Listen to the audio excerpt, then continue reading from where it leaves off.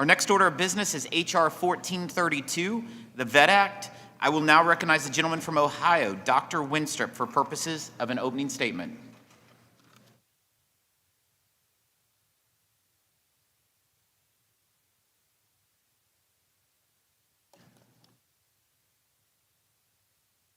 Thank you, Mr. Chairman, and thank you for including this legislation in today's markup.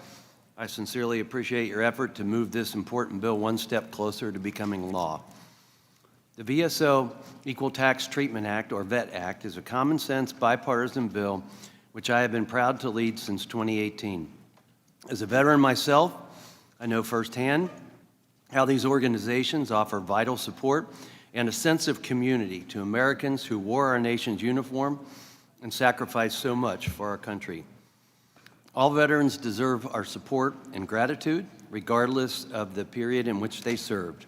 Yet, under the current tax code, veteran service organizations whose membership consists of less than 90% wartime veterans are prohibited from accepting tax-deductible donations. This disadvantages VSOs that serve a broad membership of both wartime and non-wartime veterans and forces them to choose between the significant benefit of being able to accept tax-deductible donations or serving the 2.4 million veterans who do not meet the definition of wartime veterans.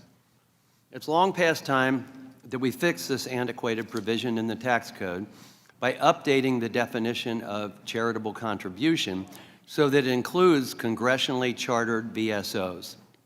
The VETT Act would do exactly that, ending an unfair tax on Americans who donate to these deserving VSOs.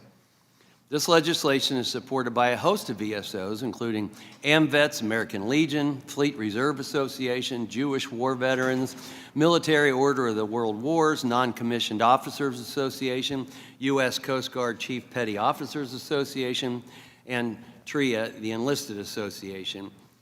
I also want to thank my partner on this bill, Representative Jimmy Panetta, who has been a tremendous advocate for veterans in Congress, himself a veteran, who I have been proud to work with on this bill and other legislation.